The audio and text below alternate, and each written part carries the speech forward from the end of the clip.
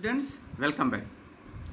आज इस वीडियो में हम 7वीं क्लास के सामाजिक विज्ञान के आकलन कार्य प्रत्यक्ष संख्या 4 को पढ़ेंगे। आपकी यह वर्कशीट 28 सितंबर के लिए है। छात्रों, इसमें आपके सामने देखिए एक पैराग्राफ दिया गया है। पैराग्राफ को पढ़ के कुछ प्रश्न दिए गए हैं, उनके सामने विकल्प दिया गया है। विकल्प के सामने वाले गोले को आपको काला करना रहेगा जो सही विकल्प है। इसके साथ साथ कुछ प्रश्न ऐसे दिए गए हैं जिनके आपको उत्तर भी लिखना है। कुछ 2 नंबर के हैं, 3 नंबर के हैं और 4 नंबर के हैं। तो पूरी वर्कशीट को हल करेंगे। बहुत आसान है और पूरे सही तरीके से समझा के आपको उत्तर बताएंगे। तो पूरी वीडियो में हमारे साथ आप बने रहिएगा। शुरू करते हैं। शुरू करने से पहले अपना नाम और अपने कक्षा अध्यापक का नाम लिखना ना भूलिए। और अगर आप हमारे चैनल पर पहली बार आए हैं तो चैनल को जरूर सब्सक्राइब कर लीजिए, बेल आइकन दबा लीजिए और वीडियो को ज़्यादा से ज़्यादा शेयर करें। अब हम पढ़ते हैं। नीचे दिए गए स्रोत को ध्यानपूर्वक पढ़िए। दिए गए प्रश्न संख्या 1 से 4 के सही उत्तर वाले विकल्प को गोले को पेंसिल से काटें। अब पढ़ते हैं क्या है। आप प्रतिदिन जिस तापमान का अनुभव करते हैं वह वायुमंडल का तापमान होता है।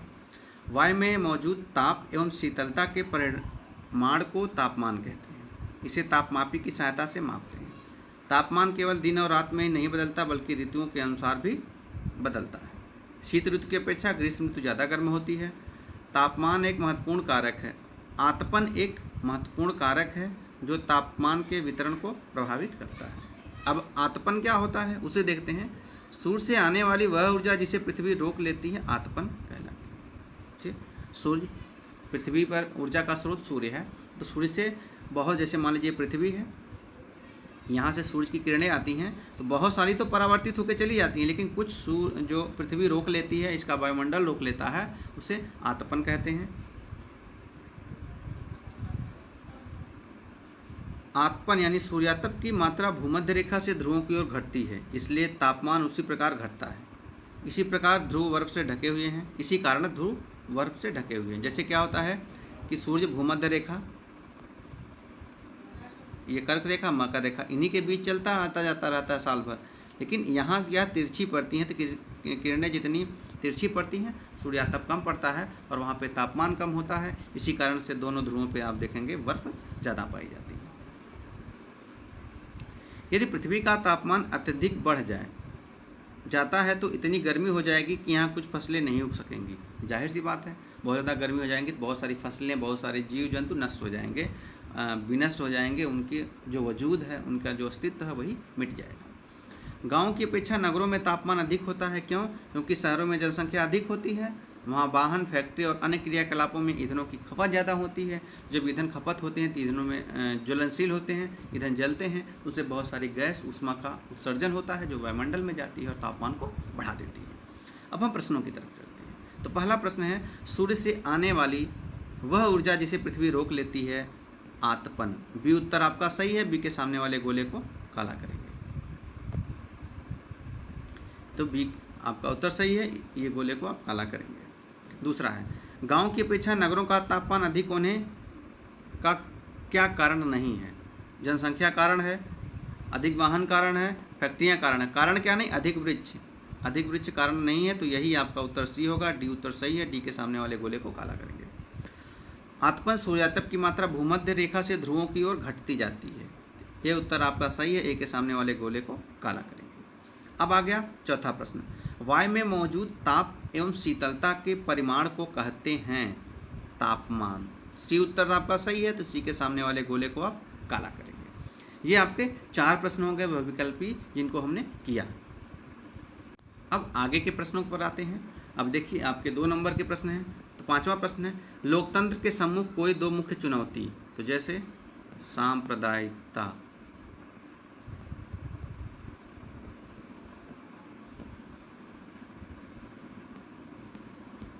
जातिवाद, क्षेत्रवाद, ये 2 आप लिखना है। हमने 3 बता दिया। ये लोकतंत्र के समस्या जो कई सारी चुनौतियां और भी हैं, इनमें से हमने 3 बता दिया, आप 2 लिख सकते हैं। अब छठे प्रश्न पर आते हैं। वायुमंडल का अधिकतर भाग किन 2 गैसों से? देखिए वायुमंडल में 78% के आसपास जो है नाइट्रोजन है। तो आप लिखेंगे नाइट्रोजन, और 21% के आसपास क्या है, ऑक्सीजन। तो नाइट्रोजन और ऑक्सीजन दो जो गैसें हैं, इनसे ये सबसे ज़्यादा गैसें हैं वायुमंडल में, इनकी मात्रा है। अब वायुदाब क्या होता है, तो वायुदाब यहाँ पढ़िए, वायुदाब क्या होता है, धरातलीय या सागरीय क्षेत्रफल की एक निश्चित इकाई पर वायुमंडल की समस्त परतों का पड़ने वाला दबाव ही वायुदाब है। इसे आप लिख लीजिएगा, यानी कि आप मान लीजिए कोई भी इकाई, मान लीजिए इतनी ज़मीन है, इस पर जितना भी जो वायु की जितनी परतें हैं उनका जो भार होता है वही वायुदाब कहलाता है।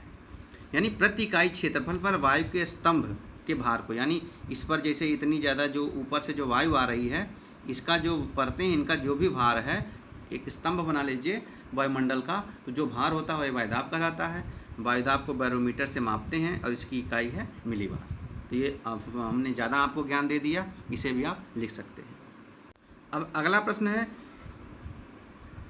वायुमंडल का संतुलन बनाए रखने में वृक्ष किस प्रकार उपयोगी है। तो वृक्ष किस प्रकार उपयोगी है, देखिए जाहिर सी बात है, वायुमंडल में वृक्ष क्या करते हैं भाई, जो कार्बन डाइऑक्साइड है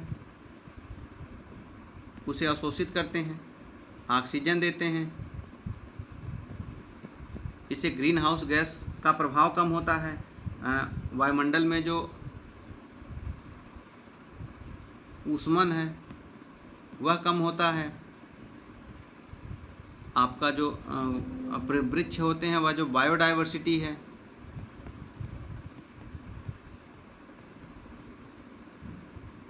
उसको भी बनाने में मदद करते हैं। इस प्रकार पूरे वायुमंडल का संतुलन बनाए रखते हैं।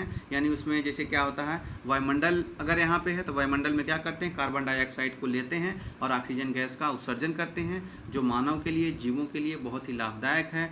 और वायुमंडलीय ऊष्मन इन सब चीज़ों के लिए बनाए रखने में, कम करने में ये मदद करते हैं, जिससे कि वायुमंडल को बहुत ज़्यादा, वायुमंडल में रहने वाले जीवों को बहुत ज़्यादा लाभ होता है। ये हो गया।